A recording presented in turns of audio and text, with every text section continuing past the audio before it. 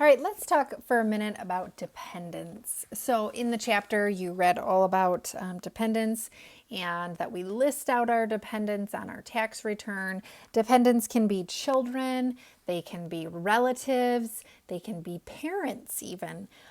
So here's a couple questions that will just kind of get us through a few things about dependents. All right, the first one says a taxpayer can claim a dependent if the person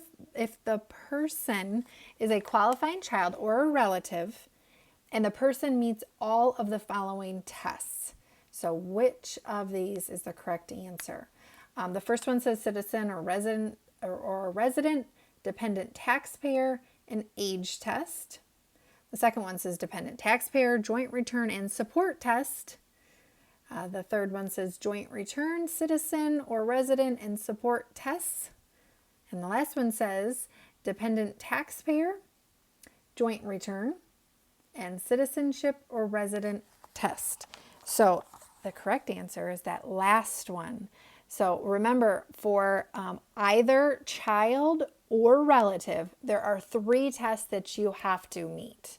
There's 3 required tests. It doesn't matter if you're doing the child or the relative route, which we read about, right? There's 3 tests that no matter which way we go, we have to meet. It's the dependent taxpayer test, the joint return test, and they have to be a citizen or resident.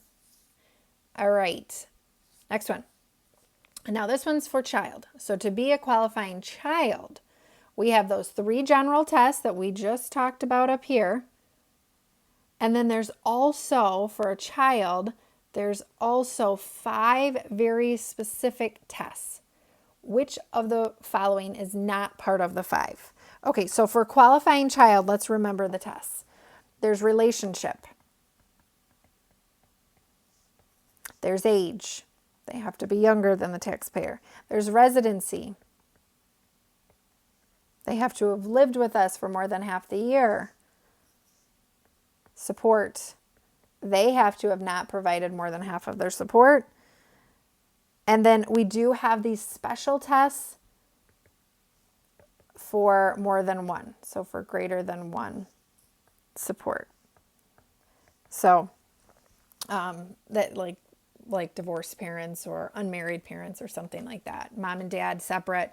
All right, so here we go.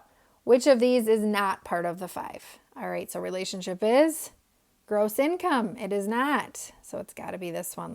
Let's read the rest to make sure. Age and support. All right, so gross income test. Now why? Don't you remember reading about gross income? Why is this one not it? Well, remember for children, gross income does not matter. It does for qualifying relative. And that amount changes every year for the gross income test. Again, for qualifying relative. Okay. All right, so next question. To be a qualifying relative, who has to live in the home of the taxpayer for the entire year?